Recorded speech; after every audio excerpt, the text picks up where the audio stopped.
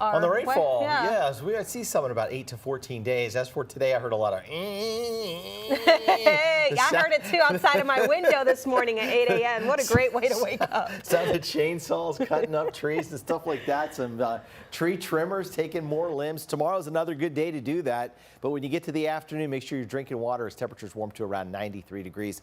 I thought this would happen, and it did. Mold spores shot through the roof today thanks to that rain yesterday, up to almost 4,800 now in the gauge. Extended forecast for rainfall October 4th through the 10th. Above average rainfall favored over the entire state of Texas. Yes, it likely won't rain between the next 7 to 10 days, but a more active weather pattern is setting up between about October 5th and October 10th, and that is what this graphic is reflecting. In that same time frame, we're looking at some very warm and somewhat humid weather staying in, so our temperatures are likely going to be above average with many daytime highs here around 92 to about 95. Cooler weather out on the west coast thanks to a pretty broad storm that we'll look at here on the satellite and radar animation. Clear skies here, widening things out. There's high pressure to our north, so that's going to keep us dry. Out here to the west is this big storm that is going to be impacting the west coast for the next several days. It's also helping to bring in more humidity to our area, so it feels very sticky down in Lufkin, where it's 71 with the dew point. Gilmer feeling nice with dew points currently in the mid-50s. All right, there's the stormy weather. Here's the warm and dry weather. As the stormy weather digs into the west coast, the warm and dry weather spreads across the central portion of the United States. That's us. That's our forecast through the weekend.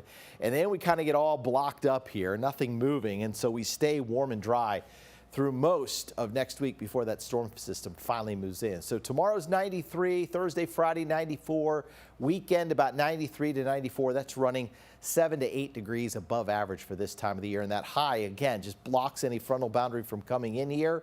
So our skies stay mostly sunny, though you will see a few maybe sea breeze showers down in the Houston area, down toward Galveston. And that is really about it. Over the weekend, Friday, Saturday, Sunday, highs staying in the 90s. It will be a dry weekend for festivals and anything going on around East Texas. Football games, TJC is home Saturday evening. It should be fine for that game. All right, tonight's forecast, 70 for the overnight low. It'll be a moonlit night, as now we're starting to see a waxing moon as it heads toward the full moon. And by the way, Friday night is going to be the super moon.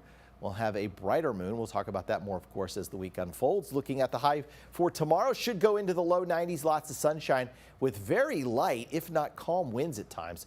Afternoon high tomorrow, 93 at Tyler, Jacksonville at 93. We'll see a little warmer temperatures down at Nacogdoches, Lufkin, Groveton, and Crockett up to about 94. Here's your Bill Scott White, Texas Supply Joint Hospital 7-day forecast. Let's call it mostly sunny and a hot autumn day tomorrow. Warm and humid Thursday, summer like Friday. Staying warm through the weekend, staying warm and dry next Monday and Tuesday.